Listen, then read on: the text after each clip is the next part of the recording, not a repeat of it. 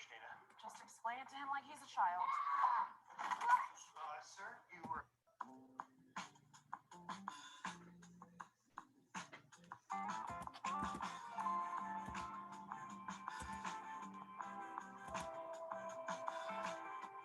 Randy, can you get that?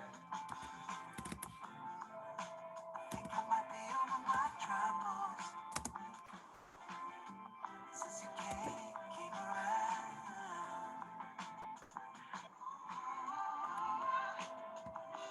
Something struck me.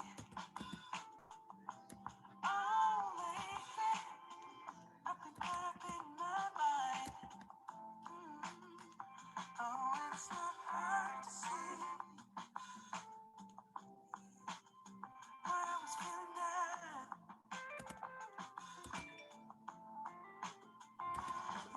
Hey. Hey there. I'm gonna make you the host for a second because my computer is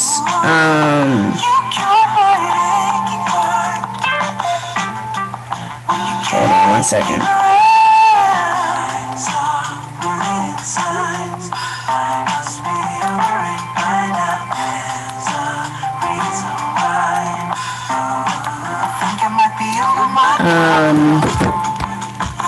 Because my computer's about to restart, of course. You know, why else would it? Why would it be any different? So I'm gonna make you host. If we could leave the waiting room on, because I want to open it at 5:30, but I need to give my computer time to do the things.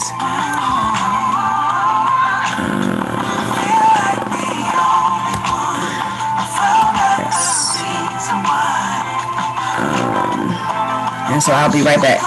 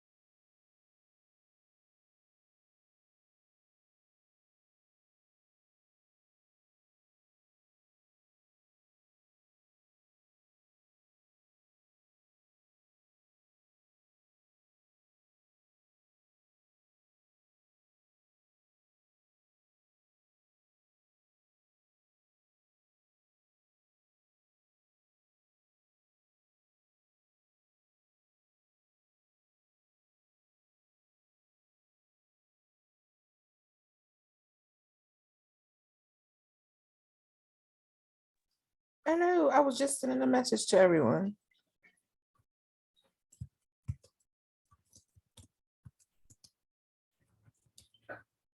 Oh, I can't hear you. I am muted.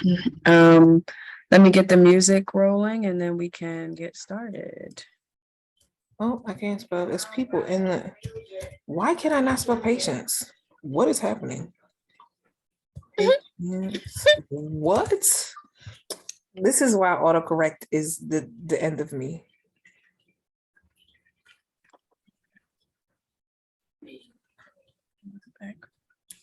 All right, let's see here. Slides. Oh, because I'm not the person no more. I'm not host anymore, so I can't send it to everyone. Oh, I'll put you back as co-host. My bad. Hold on. Hold your line. Alexis, make hosts. Yes. Say, where am I?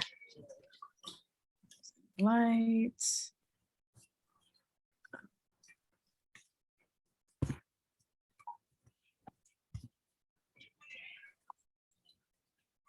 I said thank you twice. I say it again. Thank you. It's fine. It's fine. $1,000 a month, not more.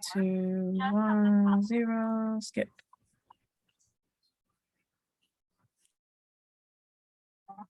All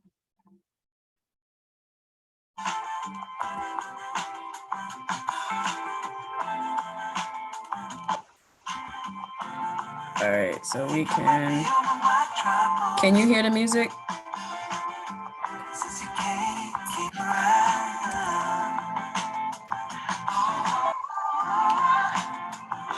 Something struck me.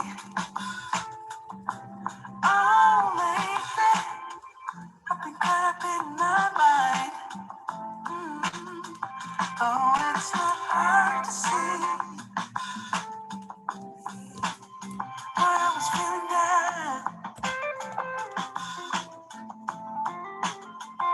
You saw right through it all. Oh, I could not think it, no matter how I tried. Ooh, you cured my aching heart when you came around. Saw a million signs, I must be over it by now. Good evening, everyone. We will get started shortly. We like to invite everybody into the space with a little bit of ease.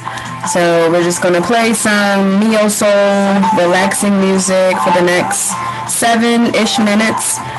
We know that everyone has had a day, right? So yours may have been easy, it may have been difficult, it may have been busy.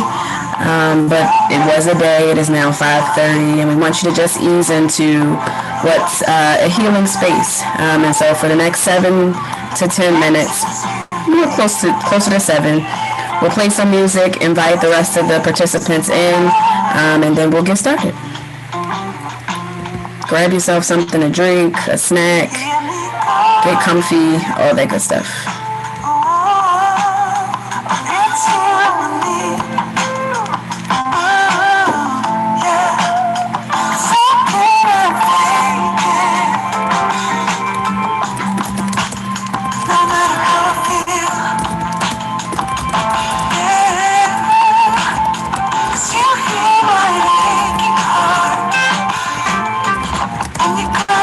Come on,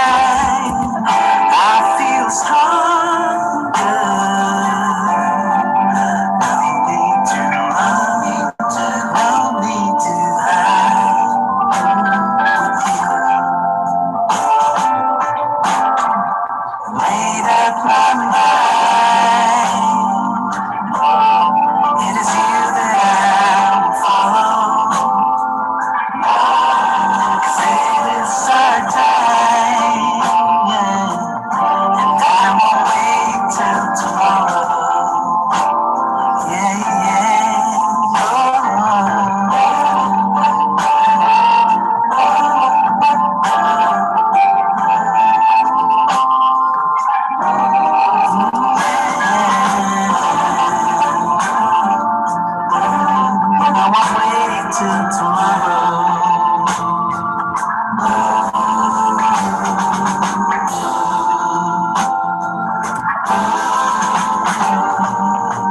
The rain is like never ending. Oh, it's a woody sight. But your eyes make me forget it. Oh, 'cause they light up the sky. 'Cause when you're by my side, I feel stronger. No need to run, no need to hide, 'cause I made up my mind.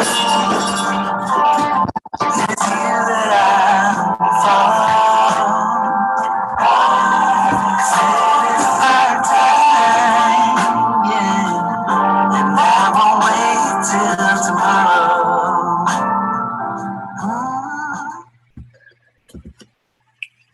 All right. So good evening, everyone. Hopefully you can hear me and see me okay. Hope you all had a good day. And happy to share this space with you this evening.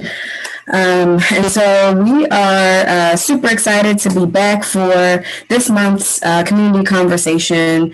And so my name is Mia Jones. I guess I should change my name, right?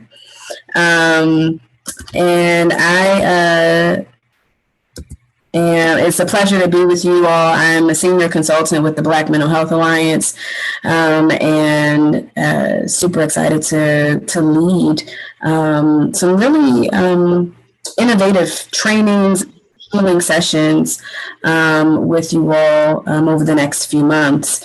And so I'm going to share a little bit about what Sawubona circles are, which we've termed community conversations because ours is a little bit different. And then we're going to jump right into kind of setting the space, setting our intentions for the space and how we are going to be together. And so, Evan, are you with us until the end of the session? Or Yvonne? I'm sorry. Yes, no, it's Evan. Thank you so much. I appreciate you being considerate. Can everyone hear me okay? Yeah. Is that a fancy background you're using, or is that real life? This is real life. I am blessed and highly favored that one of my good sisters, moved to Mexico, and she needed someone in this apartment, okay? And when the Lord calls, when it's your time, I was like, oh girl, I know somebody. So yeah, I'm somebody. Really grateful. I'm very, very grateful that another woman had curated this space and made it this beautiful and calming for me. Awesome. I love it. It is gorgeous. And so I will pass it over to you when we get to our kind of healing, centering moment. And then we will keep on rolling. So again, welcome to all of you to this month's community conversation around Blight and its impact on mental health. And so in the past, we've had an industry expert join us to talk about this. And so I hope that I do the topic right today. But as a native Baltimorean and lived in Baltimore for over 30 years, Blight certainly impacted me and my family. So did gentrification. And so we're going to talk a little bit about all of those things today. But before we jump in, I'm going to share a couple of slides. I try not to be too slide heavy. Share a couple of slides and we will get started. And share. All right, so again, welcome to Black Mental Health Alliance Community Conversations, specifically about Blight and mental health. So if you're not familiar with the Black Mental Health Alliance, we were founded in 1984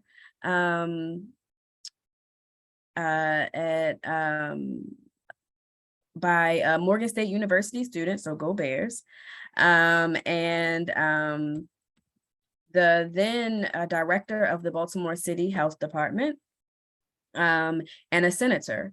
And they came together and said, you know, a couple of things. The issues around mental health in the Baltimore area specifically are tragic, right? They are at high levels. People need assistance as it relates to mental health. And when they do get that assistance, oftentimes the practitioner is not a person of color.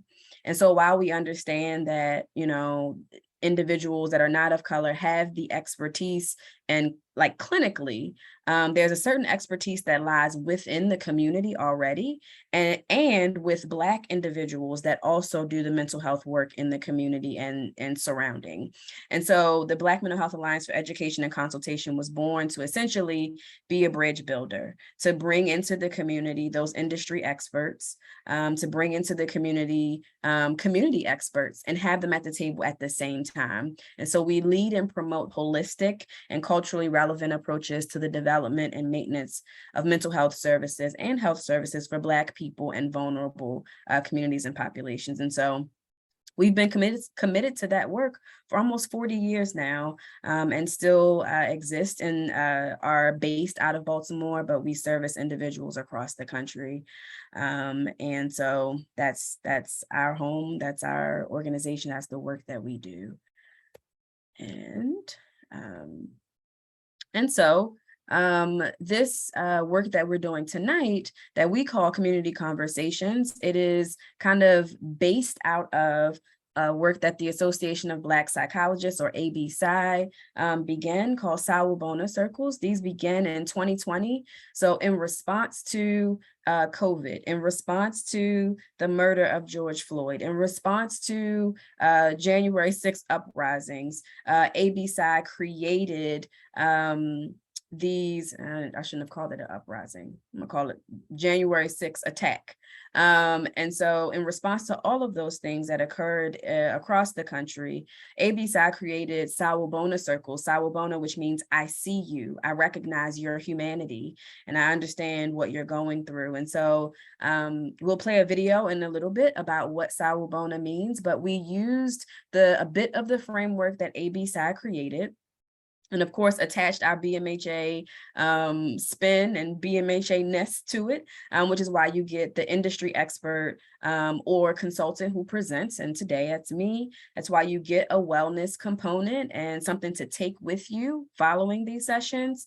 And it's why you get a little bit of training during these sessions, because we've expanded it to mean so much more. I see you, I understand that you have questions and concerns and thoughts and feelings. And so we want to be able to provide information to the whole. And so thank you to the Association of Black Psychologists for laying the foundation from which we kind of launched. And so we like to begin these conversations with, who do you bring into the room? And so you can list the individuals that you are bringing into the room in the chat. You can unmute and say who you're bringing into the room, and either one is fine, or you can just kind of sit silently and personally and invite in the spirit of the individuals that you need to be in this space, the spirit, the mindset, the strength of whomever you need. And so what we know is that in the African diaspora, in African tradition, that the ancestors are those whose shoulders we stand on. And so I know that some people of color sometimes get a little weirded out by individuals saying things like that, but we understand that above all, right, even if you want to take the spiritual piece out of it, which it is very deeply there. I don't know any Black person that can't drive down south and feel the ancestors in the trees. I'm just saying, right? And so even if we remove that piece from it, we know that we are not without those individuals. And so who do we bring into the space? Do we bring grandparents? Do we bring historical figures, right? Do we bring parents? Do we bring brothers, sisters, loved ones, individuals who have been mentors? Who do you bring into the room? And so I can share that in this moment, I bring my mother, who I recently lost on this side of heaven in January. And so I bring her with me wherever I go. And certainly I bring in the spirit of all of the women who came before me and my family, and in so much that I am only one generation removed from housekeepers. And so I keep that with me always. And so who do you all bring into the room? You're welcome to unmute. You're welcome to drop it in the chat, however you're feeling.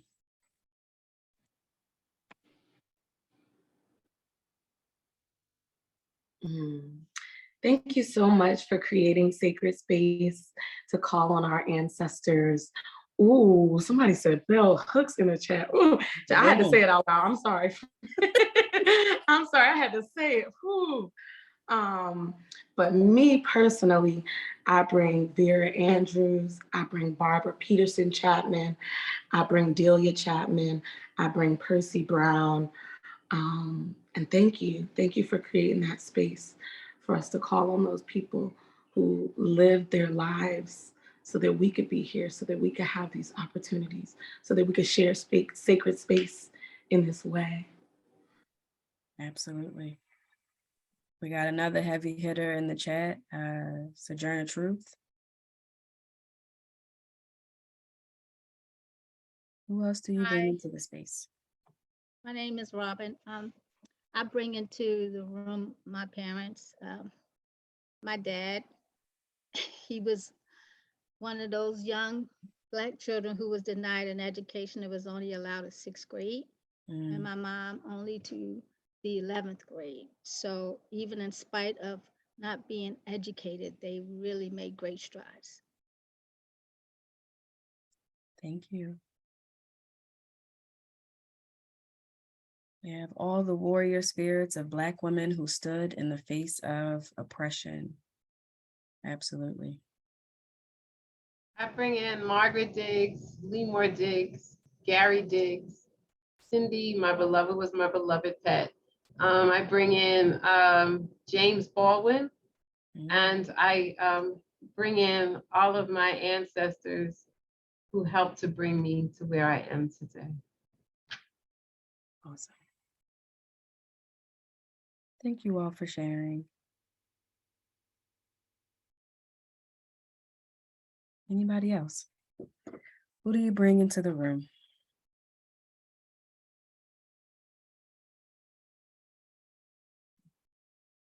No pressure. Keep those individuals with you as we go through this space today and just have conversation about a very important topic. And as we go through our healing exercise, keep them with you, keep them close as we process together. And so we also like to set kind of agreements of how we want to be together, right? So we brought in our ancestors, we brought in individuals that mean something to us. We've brought in ourselves into this space after a day, right? You said it was a day. For some of us, it's been a week. Can't wait to get to Friday. And so we have 4 agreements of courageous conversations. Stay engaged, speak your truth, experience discomfort. Now, I'm not sure if the last one is cut off for anybody, but I'll read it for you. It's expect and accept non-closure. So often we kind of, especially when we're having courageous or difficult conversations, we kind of go into our separate ways of processing. We either start to kind of think about it and just stay within our thoughts. Some of us become really reactionary and just kind of, we got to do something about it. It's where you find your advocates most often. Some of us are feelers, right? And I can just feel the impact of what I'm discussing, of the place that I'm in, the things that I'm experiencing. Some of us feel all of those things. But I offer that as we're having conversation, as we're seeing some images that may not feel so great about Baltimore or really any other city in America, as we're experiencing these things, stay engaged. Speak your truth, right? Experience the discomfort that may or may not come with this, and expect and accept non-closure. We only have a certain amount of time today, right? And so we may not finish it all. We'll be back next month. We'll be back in the month following that. And so we'll certainly, we won't finish it all today. It's a heavy work. It's a big topic. And so being okay with that. anything that resonates with anybody, or is there anything you would add to one of these agreements? You can drop it in the chat or unmute. Experience discomfort is really resonating with me. I think oftentimes when I'm trying to host courageous conversations and I'm listening actively to the other person, we can feel a desire to kind of share quickly, or it feels like almost like our words are building up inside of us. And in order to actively listen to that person, I have to sit with that discomfort of my words where they're pushing out of my chest and they're climbing up my throat. But it's like, if I do share, then I'm talking over that other person. I'm stealing their voice. So experience discomfort is really, it's something I've been working with a lot. Just actively listening, feeling the discomfort in my body when I feel called to share, but it's not my turn. That's good. Snaps to that. My name is Jerron from California. I would like to add, making sure we're mindful of not judging people. You know, we all come from different backgrounds. We all experience some type of trauma or some type of, unfortunate situation in life.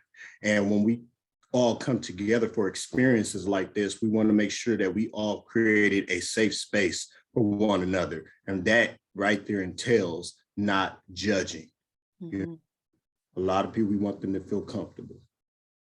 Yeah. Thank you. Karen, I saw that you raised your hand.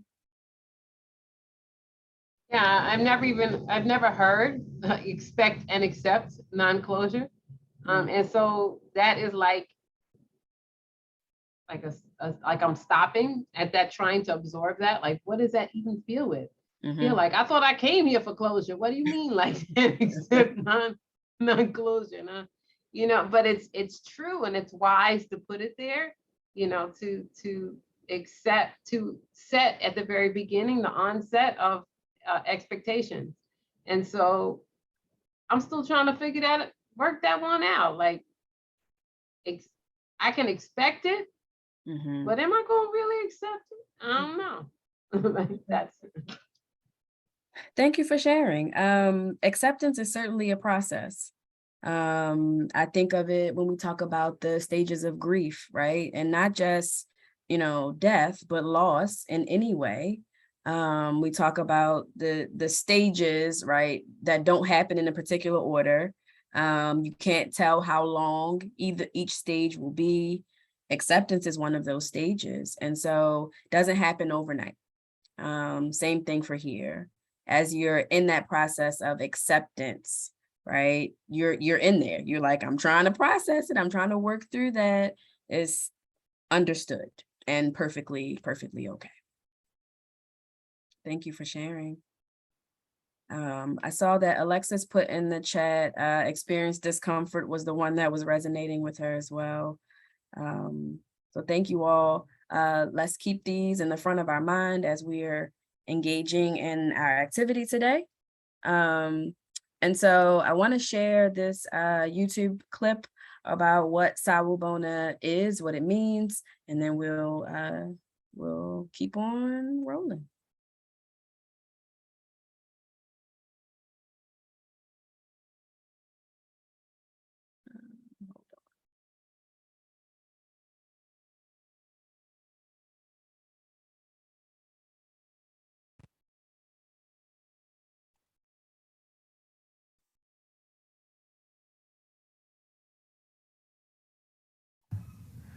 Sawubona is one of those primal words when people were still able to really see each other.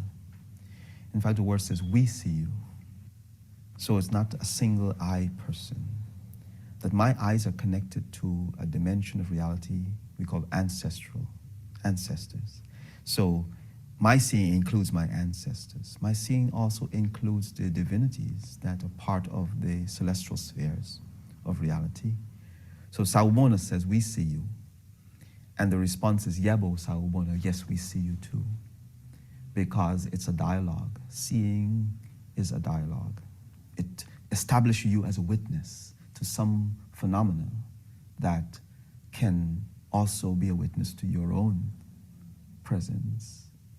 But when two human beings meet in this gesture of Sawubona, the acknowledgement is we see each other. That becomes an agreement because we're obligated from that point to affirm the reality that seeing has empowered us to investigate our mutual potentials for life. So it invites us to communicate. Why are we, if we're seeing each other, why are we here at the same time? What is this moment of time giving us to be able to do?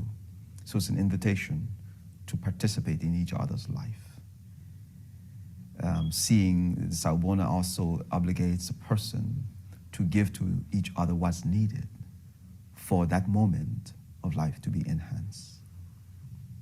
For me, now seeing represents the question, how can I be, or how do I have to be in order for you to be free? Because I think our present civilization has taken away freedoms from human beings, not because one culture oppressed another, but because we lost the imagination of what sight meant, of what these inner capacities really mean. So for me, it's important to reestablish the question, how do I have to be as a human being for someone else to be free? You tell me, and I would explore that possibility. Because I think inwardly we all know what the prerequisites are for our own freedom. Yeah. It's a type of consent. It's a type of agreement we need in order to exercise freedom. We can't do it out of self-interest. Freedom can't be pursued out of self-interest. Freedom must be a mutual gift from one human being to another, recognizing that if I limit one person's freedom, I limit my own. That we can't take away something from someone that is so mutually tied to the state of existence. Freedom is not from something or to achieve something. It's the freedom to be present with.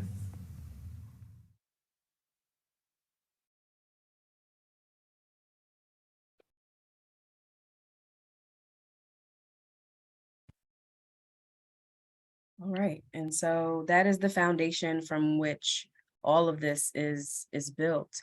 Actually, one of my favorite line in that video is, how can I be in order for you to be free? So Sawubona is very similar to the concept of Ubuntu. I am because we are.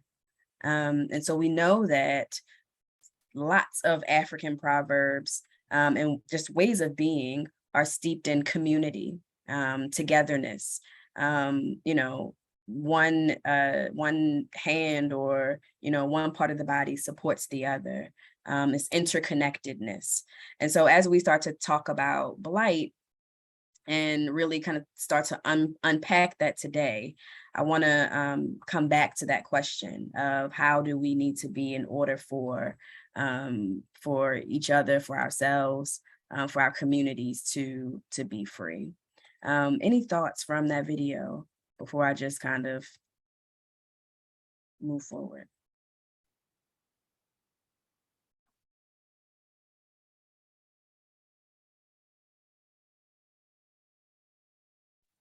Okay.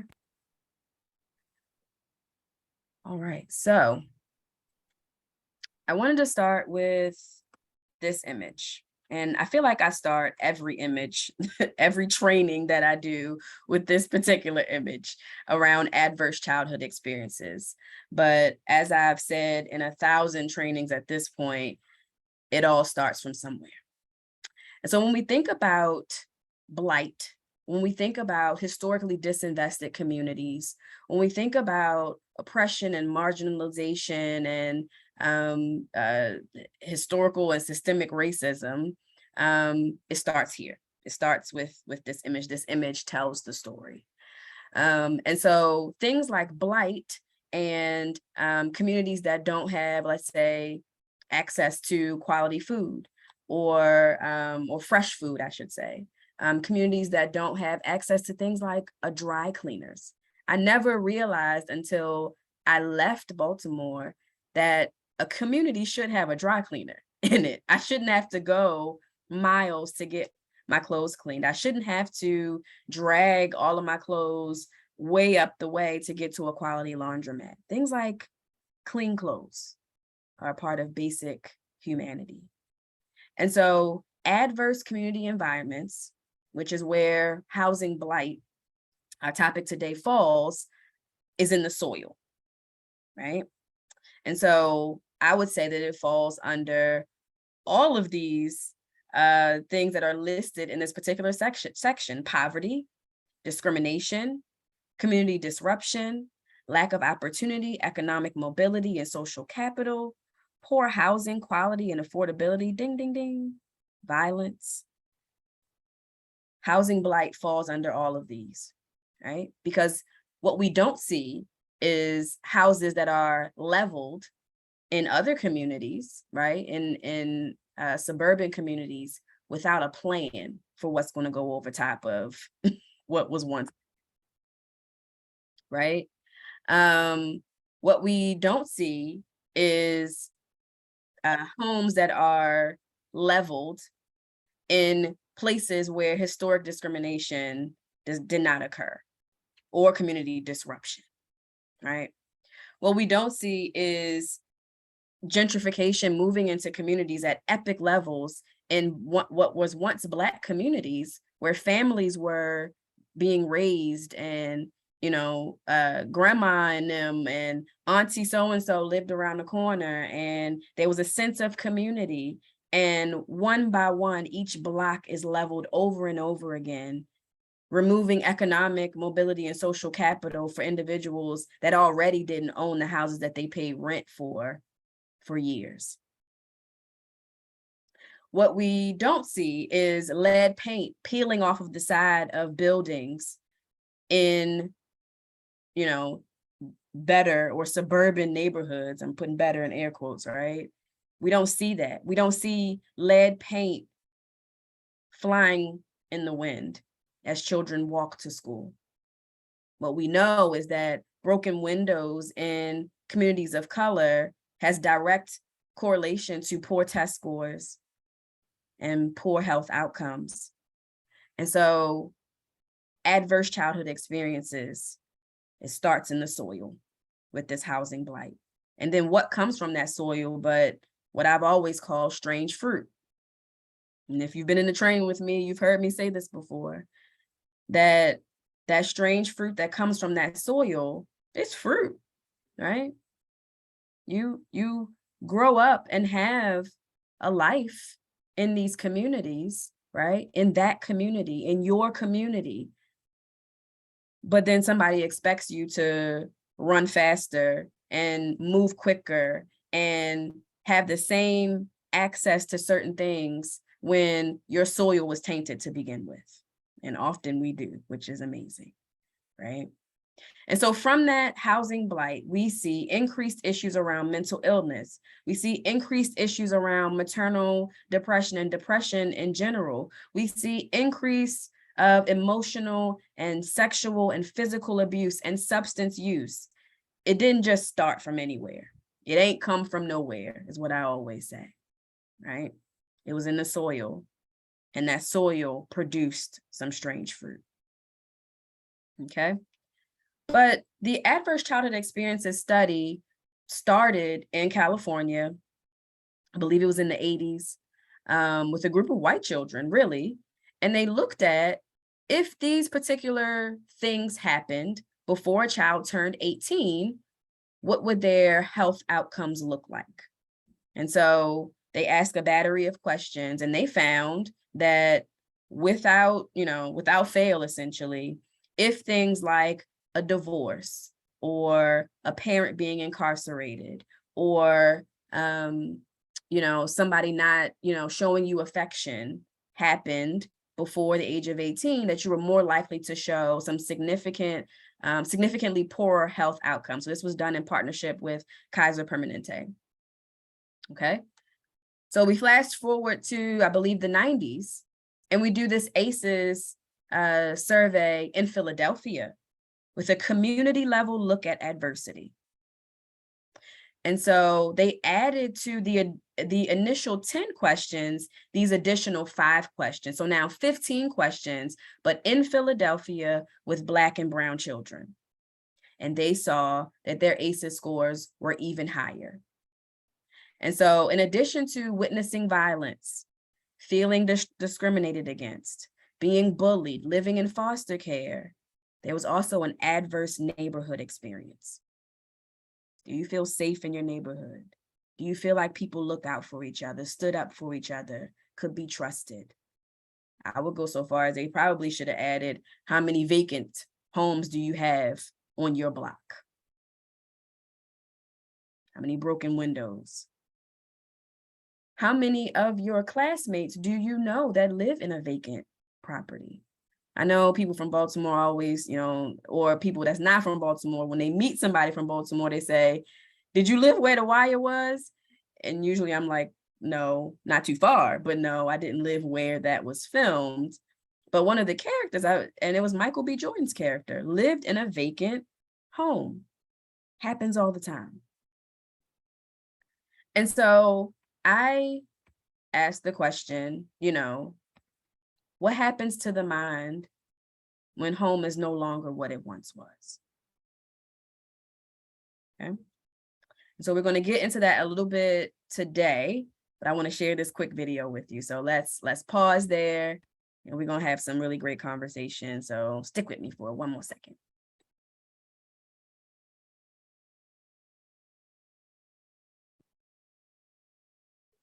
Of course, my computer restarted before we got started today, and it closed all my tabs. Let's jump in. Here we go.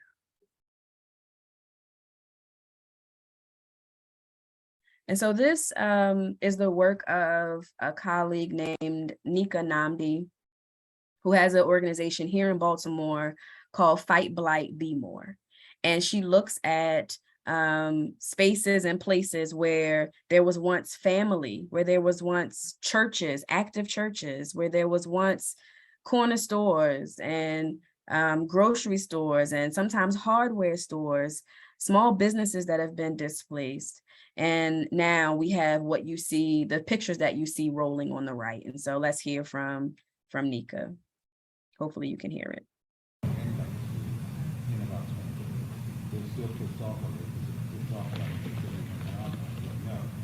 So this is the original Fight Blight Baltimore location. Back on Mother's Day 2016, I was riding down Fremont Avenue, and there were some kids riding bikes. And this right here was a major demolition site. There were piles of debris, concrete, and big major holes in the ground and earth where the basements used to be. And there was no gate, no sign, no nothing. And I thought, like, what happens if one of these kids loses control of their bike and falls in the hole? And so I started making calls and sending emails. And basically I found out that demolition is like the large-scale, long-term plan for remediating blight in the city. And that's really not effective, because here we are more than a year later, and though I like wildflowers, though I love the color purple, is this really an effective use of the land? For real, this is still blight. It's not accessible to the community. It's not being utilized by the community. So what was the point of taking the buildings down? We have to have a long-term strategy for what's going to happen with blighted properties and how we can quickly get blighted properties and vacant lots or blighted lots back in the hands of community so that they're useful. Otherwise, we're just making money for demo contractors. So to me, gentrification and displacement are the same thing. Displacement describes a piece of gentrification, but you can't separate them. There are at least very few instances that I can find where gentrification did not eventually lead to people being displaced, whether it was well-intentioned or not. And so I think in Baltimore, if we look at many neighborhoods that are starting to see a shift in the demographic, you lose again that continuity, you lose the feeling, you lose the culture, you lose the sights and sounds, the things that make Baltimore Baltimore.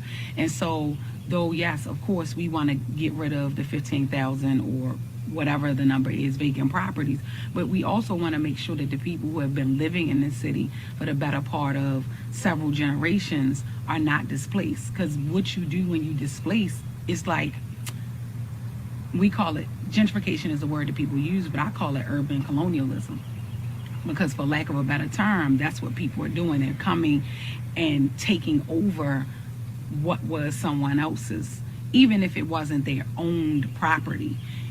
It's still their home, it's still their city, it's still their places of worship, it's still their restaurants, it's still all of the things that make the culture of a people.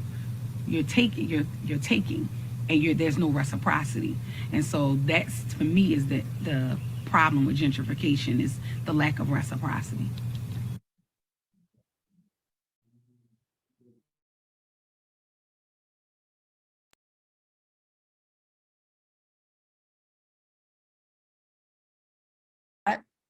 I've shared around adverse childhood experiences. Hopefully you all can still hear me. It says my internet connection is unstable. We shared a little bit around adverse childhood experiences, how we then had the push in Philadelphia for children and communities of color, and how their neighborhood was included in a part of that adverse childhood experiences survey, and understanding that their health outcomes were, just like most other.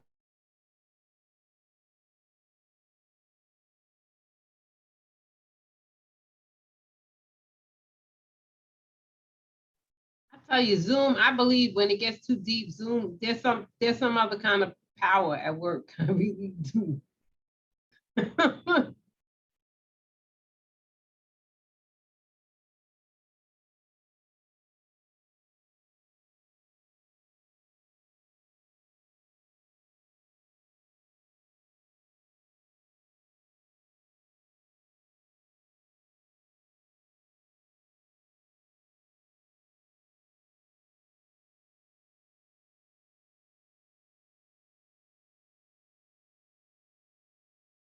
I just sent Nia a message letting her know that the Wi-Fi, well, I'm pretty sure she knows now the Wi-Fi is being a little iffy.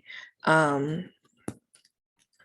agree with you, Miss Karen. And when it's getting to something, it's always something.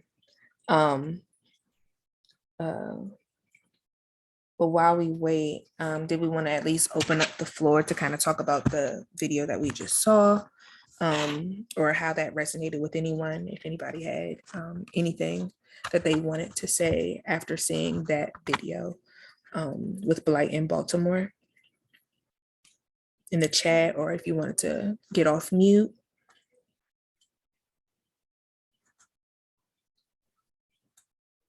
Hi, just looking at the picture she sent, and children growing up around seeing houses and bricks and just things. If you notice, the children had to walk over what was laying in the street.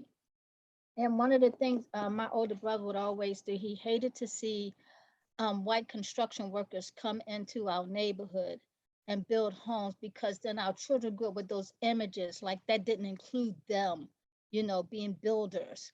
And so he would always fight, the contractors coming in, and never any Black contractors at the time getting any of that kind of work in our own neighborhoods.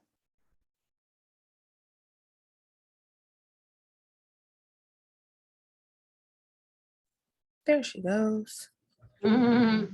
Yeah, it was.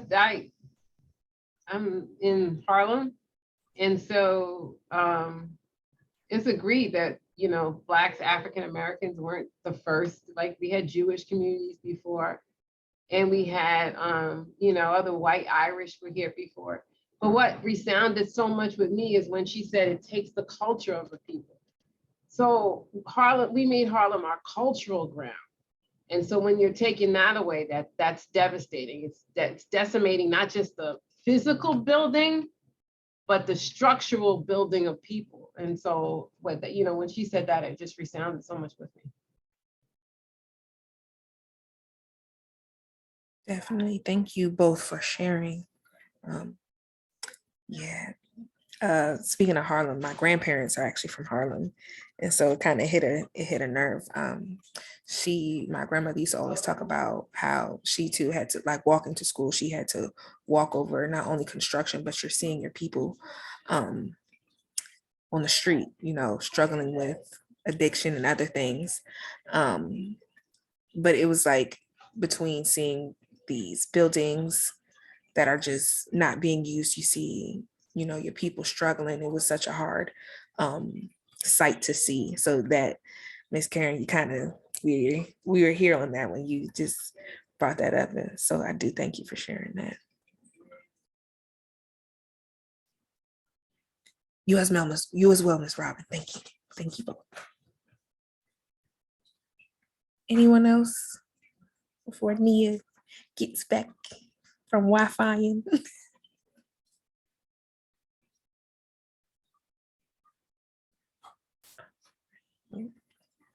Again, thank you both for sharing. Thank you.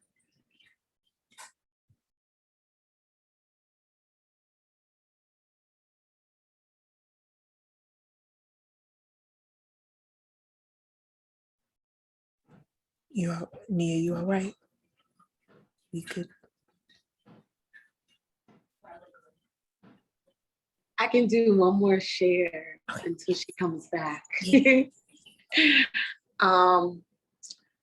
My family, about 2 generations ago, so my grandparents, my great-grandparents, they were all living in Mobile, Alabama.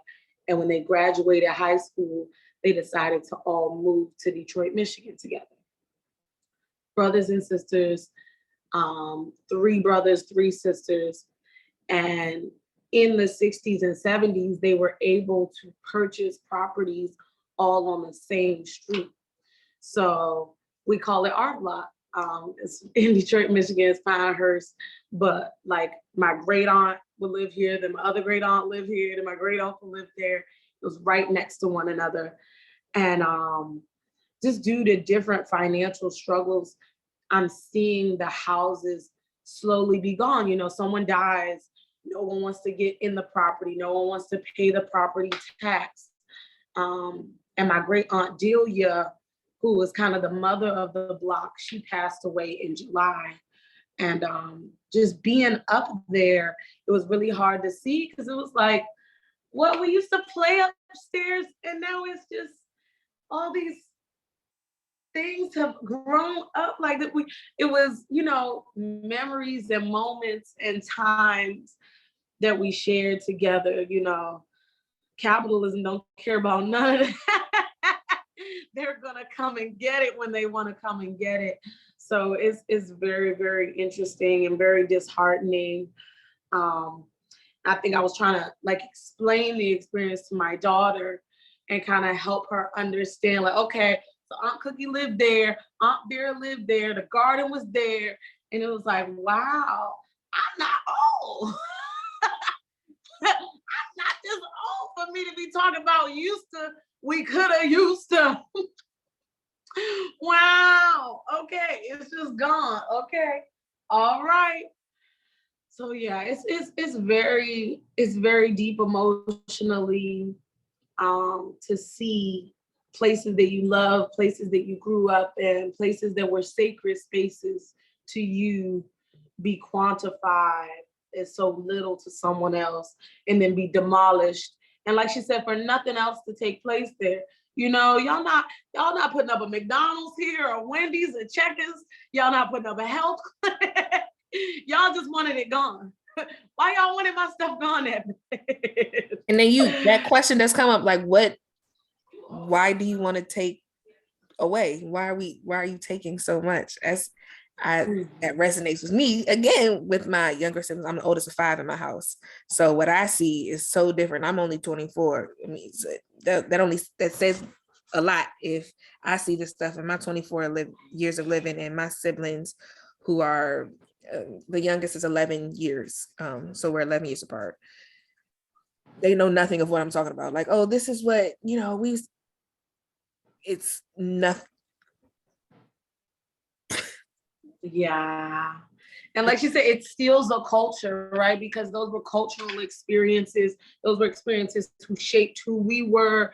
I realized as I started getting into African spiritual tradition and learning about community, I was like, oh, all these things are resonating with me. But it wasn't anything new. It was what I had seen when your great aunt and your great uncle and your other aunt and your other uncle all live on the same block. Like, you were raised in these ways, right, where, where it's a lot of these traditions are oral, but they're also a way of life. And it's like, we saw this way of life that was rooted in ancestral African traditions. Your mother live up the street from your aunt because we always did it like that. When your aunt want to run out to the store or wash some laundry, she could bring you 3 doorsteps down. And she knew you were safe. She knew you would get a hot meal. She knew you were taken care of. And it's like, we exist in these ways culturally on top of each other to make sure that we are cared for, to make sure that we are safe, and to make sure that we are loved. And they like, nah, let's tear it down. It's too much love going on here. Let's break this up. Bring it up, guys. I had a cultural experience. Actually, I grew up in East Baltimore, and in the summers we would go live with my aunt in New York on 121st Street. And then, oh my gosh, I ain't even gonna tell you my age, but my daughter moved to New York because she had a job, and she lived 2 blocks over. We're walking down the street and it hit me. I was like, that's Aunt Idabelle's house. So we are walking and talking, and she's still walking. I had ran up to this door, knocked on this door, and asked this lady, could I come in and show my daughter this house, this brownstone that I grew up in for summers. And I mentioned my aunt's name as the only reason she let me in, but I was not going to pass that up.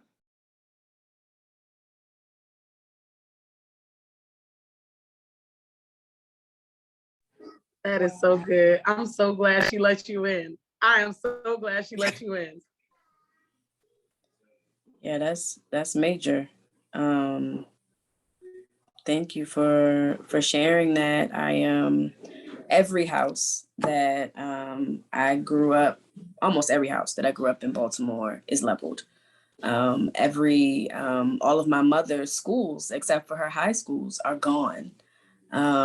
Most of them with nothing was put back there, and when I tell you all this, you'll know exactly what I'm saying. A hospital garage was put over top of one of them. And so those bricks meant something, right? Although it was public housing, we raised 3 generations in one of those locations. And so those bricks had the culture almost in it. And so it begs the question of what is being demolished in our communities outside of the physical buildings that are now gone. And, we've talked about the culture leaving. What else is being demolished when we see this type of blight in our communities? And then what are the bricks needed in order to rebuild?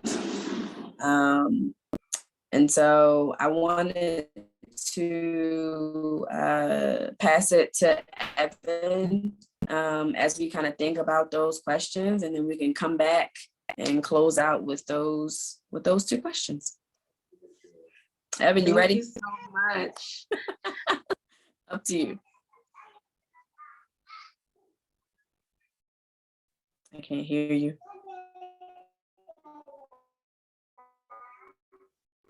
Evan, I can't hear you. You You're on muted. mute.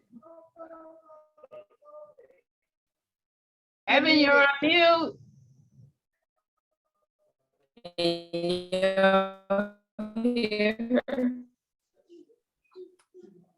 Wow, I was talking a lot on mute. Wow, thank you so much. I appreciate you for reminding us to unmute. Wow, thank you everyone for sharing their personal experiences, like we were talking about with the demolition. And those are some really, really heavy emotions that we host there. So I wanted to kind of take some time and get grounded with some slight movement. This is going to be a yoga class, but some slight movement, and then get into a meditation if everybody is ready and willing. So I want everyone to just kind of take a moment and ground themselves where they're at. Feel your body either connected to the chair or the pillow behind you, or the floor. And I'm just gonna do a little bit of intuitive movement here. If you're comfortable rubbing your hands together. Sometimes people will say ashe as a form of confirmation, but there's another kind of ashe, which is the energy that is within us, or your spirit, or your essence. And when we talk about the things that they are able to take away, I also like to shed light on the things that aren't for them, right? It's some things that it doesn't matter how many buildings they knock down, they just can't have it.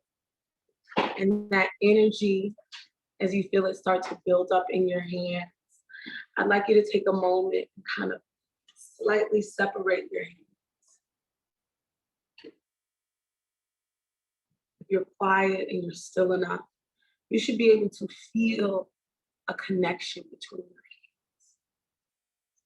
Sometimes I like to place my fingers almost like a ball and kind of move around here. After I've built that energy up, I like to bring it into my heart and take a deep breath here.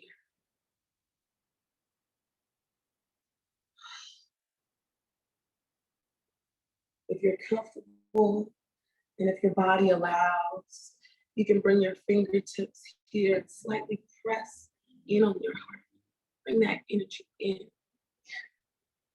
You can feel your heart beating back into your hands. As long as your heart is still beating, you still have a reason to be here. You still have something to give, something to learn. You still have room to grow. And then from here, I like to slowly move my hands up my neck, behind my ears, and bring my chin in towards my chest.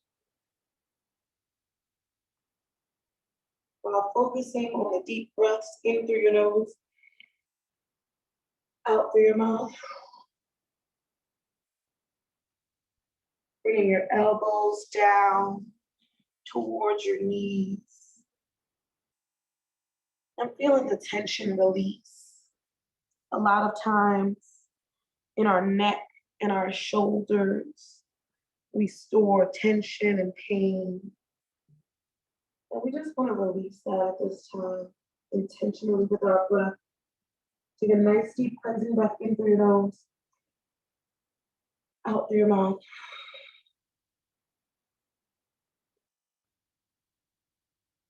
Again, in through your nose, out through your mouth.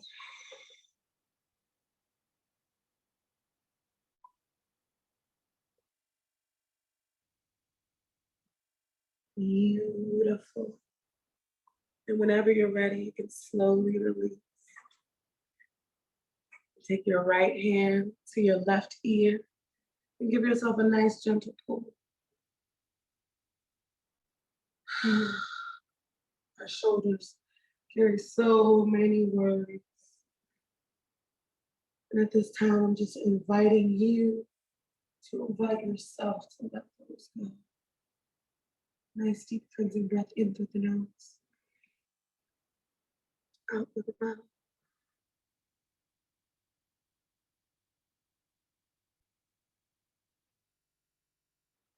Beautiful. In through the nose, out through the mouth.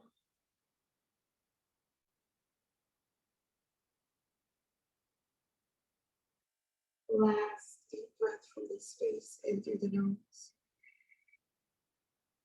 Lifting your heart out through the mouth. From here, we're going to release that top hand. We're going to take our other arm, that left arm to that right ear, and just do a nice gentle pull. Feeling your neck opening up. Getting a nice deep cleansing breath into the nose. Out through your mouth. Focus on the feeling of your body melting deeper and deeper with each out breath. You don't have to force it to release. Your body craves to release the tension and the pain stored in these locations. Into the nose. Out through the mouth.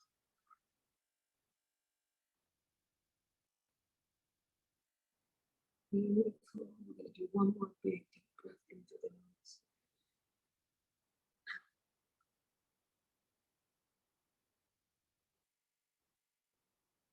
Slowly release and return to center.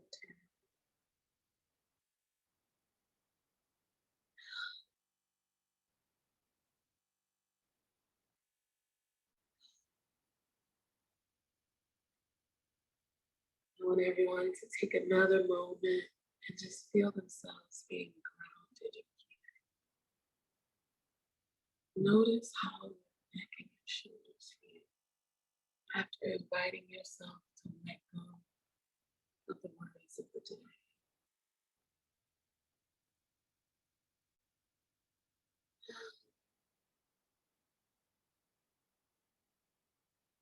From here, I'd like to guide you all on a brief meditation. And I have some sound healing bowls here that I'm going to incorporate. I want to introduce you all to each bowl and kind of speak briefly on the intention or the purpose for each bowl. So I have the red bowl, which is connected to the root chakra. And the root chakra is about feeling safe, feeling connected, and a sense of belonging, right? When we talk about those roots and that soil, and even though the soil wasn't perfect, we are still connected. And then here I have the solar plexus chakra bowl. The solar plexus is about identity. And we are each unique individuals. And we have an essence about us that even though they took away those houses and those buildings, they could never take away who we are, our purpose, and our right to be here. So I'm gonna start by playing these bowls, and I'll invite you to close your eyes, listen to the bowls, and listen to the sound of my voice if you're comfortable. You can keep your eyes open if that feels better to you.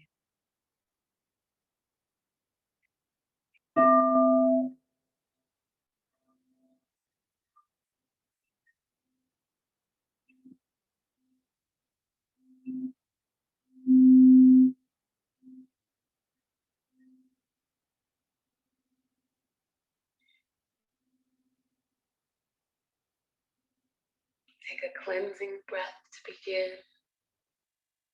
Inhaling deeply through your nose and exhaling completely out the mouth.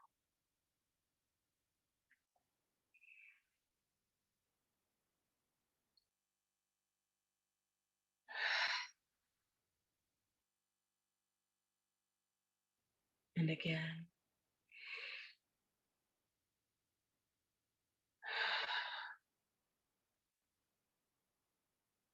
One more time.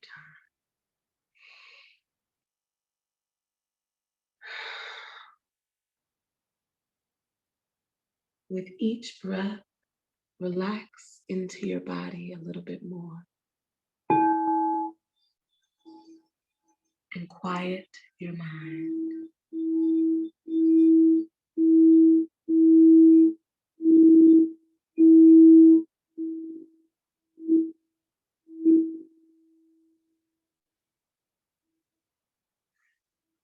Now I invite you to close your lips and begin to tune into the rhythm of your breathing.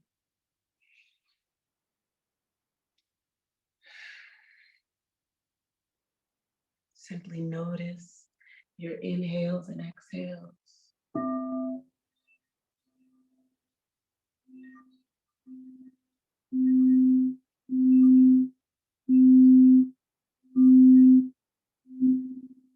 As you breathe, release any thoughts that pop into your mind and return to the breath.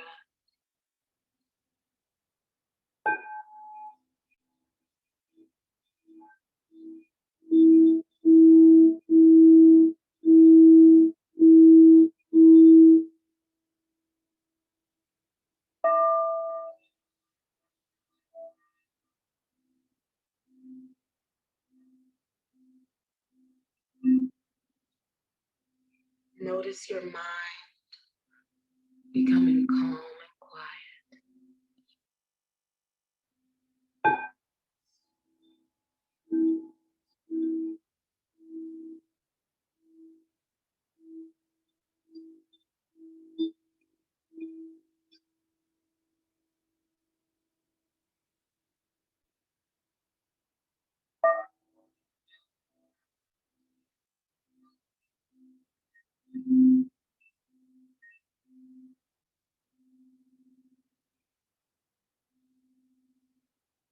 Once you've found this calm, centered place, begin to imagine yourself a few years in the future. Not so long that your appearance has changed immensely, but imagine small changes, changes in your life for the better. You notice that you are smiling. There may be some soft creases in your skin. You look wiser and happier.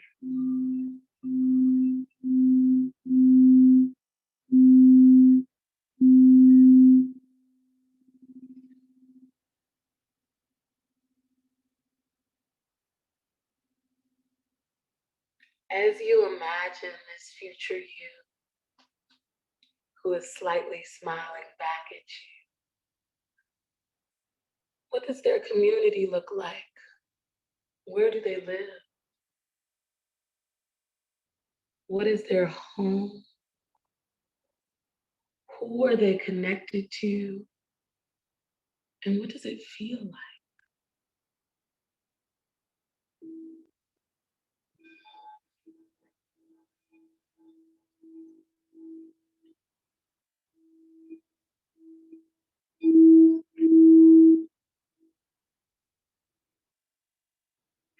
Imagine that this future you is surrounded by the loving community that you just imagined. And she's smiling at you, or he, inviting you in to a warm and safe energy.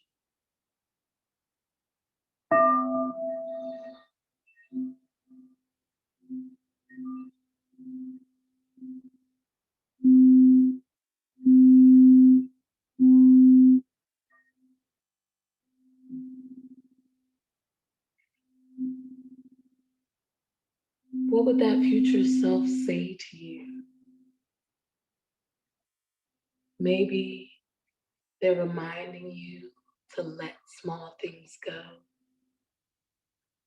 Maybe they're assuring you that even in hard moments, it will all be okay.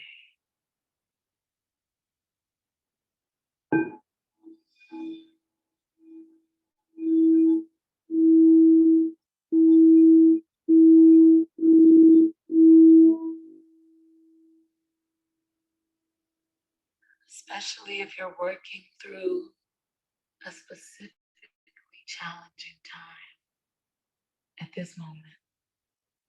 Imagine what the future version of yourself might have to say about this now that they've come out on the other side.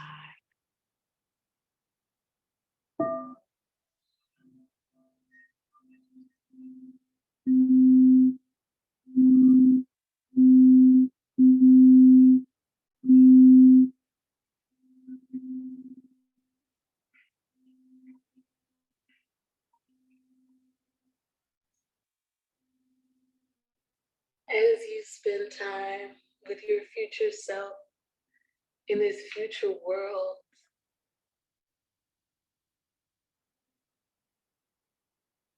imagine the feeling of care and warmth rushing over your body.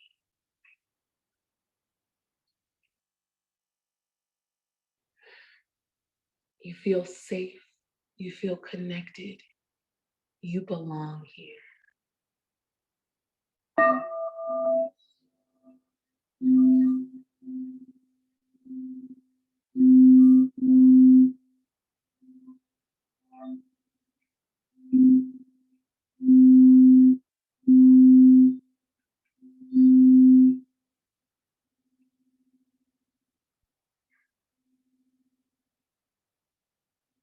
In this community, everyone's needs are met. No one is hungry or cold. Everyone knows that they are safe and protected by one another.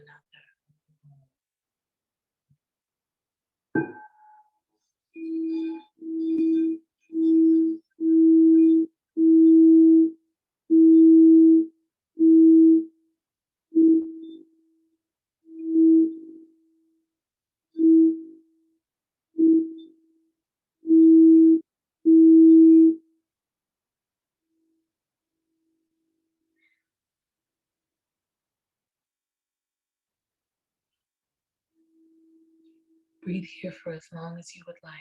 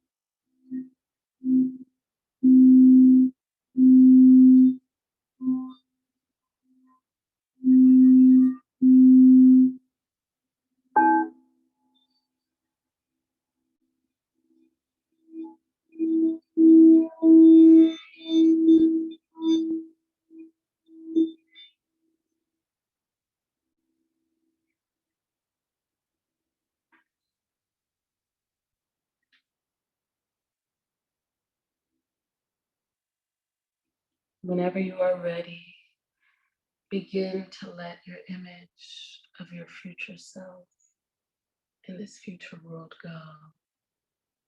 But keep the messages that came to you. Draw your mind to the body and the breath. Simply noticing this present moment once again.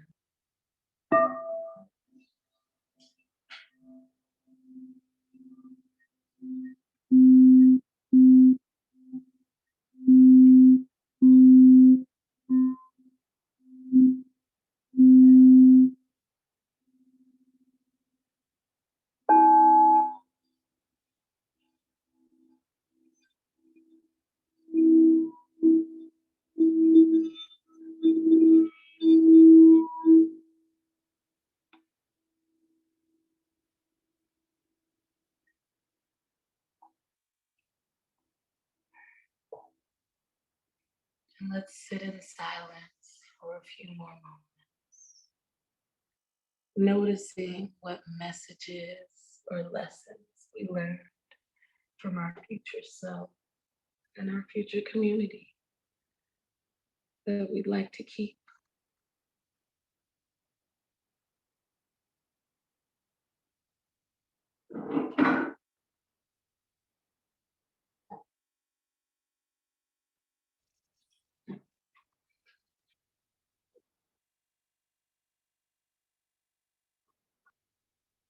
And together, let's take one final cleansing breath in through the nose and out through the mouth.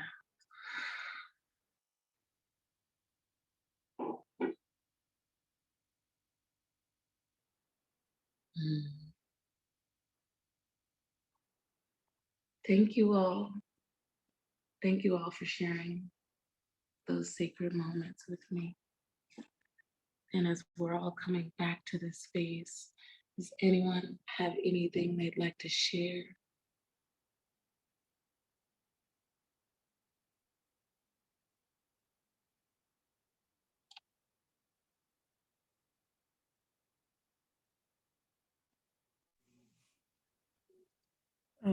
Thank you for leading us through that activity. I loved the comment that you made around, even though the soil wasn't perfect, where so many of our communities once laid almost to the point that it was ripe for making who it needed to make, and for fostering the identity that they can't take away. And so that certainly resonated with me, and was good. It was good.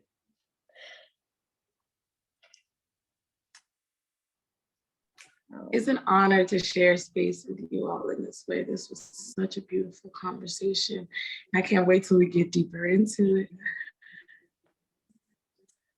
I know, that's that non-closure showing up again. That is such a heavy topic that we could certainly be here all night. There you go, Karen.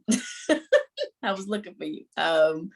Certainly a heavy topic, but certainly think about, with the activity that we just engaged in and the quick bite of conversation that we were able to have. Just drop into the chat as we're exiting this space. What are the bricks? What are the things that we need in our communities in order for us to rebuild? And rebuild spiritually, rebuild culturally, rebuild sometimes physically, and literally.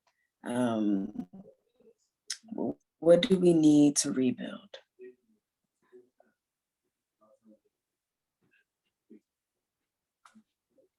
So Alexis say that was amazing. It was an amazing activity for sure. As you all are thinking about the things that we need to rebuild, the Black Mental Health Alliance is still here for the last 39 plus years, and we plan to be here for 39 plus more. And we're one of the resources. We know that mental health is one of the bricks that we need to continue to put into our houses. And so you can certainly go to our website, blackmentalhealth.com, to connect with a therapist, and to continue to engage with sessions like the one we just had today. And so we are certainly a resource, coalition, cooperation, money, hope, and power. Sawubona. Absolutely. We need space to rebuild, certainly.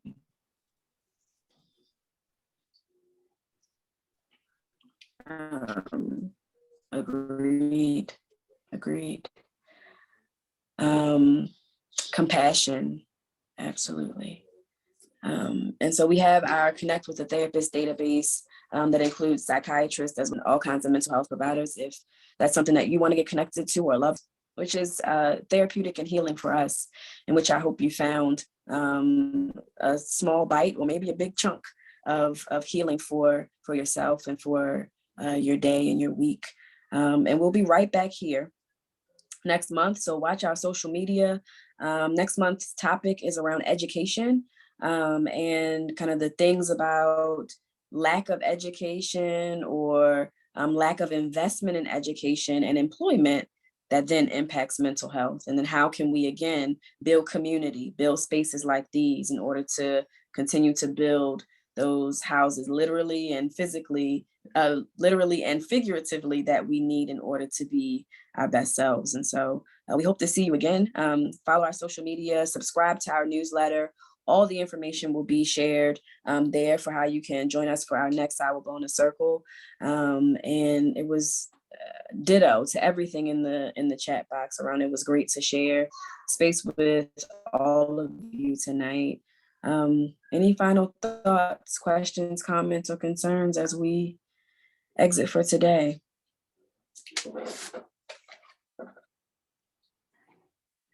I would say my final thought is I'm grateful to kind of be in community in this way with people who have a desire to be more, and no pun intended, to be more and do more collectively. So yeah, I'm just grateful for this. This was a beautiful space. Thank you for hosting this conversation. Thank you for creating space in this way. Yeah, you're welcome. And certainly be more. I see what you did there. And I heard, I think when my Wi-Fi went a little wild, we had somebody from New York. We had somebody originally that said they're from California. So thank you for being a part of the family. We know the culture spreads far and wide. And so grateful to share this with you today. Any other quick thoughts or sharings?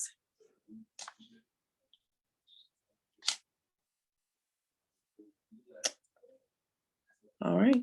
And so certainly, Evan, I'm going to steal these 2 sentences that you said earlier today. You said there are things they will take away or can take away, but there's also the things that aren't for them. And spaces like this is uniquely ours. And so hold on to those things as you go through the rest of your week, and certainly continue to stay engaged with the Black Mental Health Alliance. Thank you all, and we'll see you next month. Have a good evening.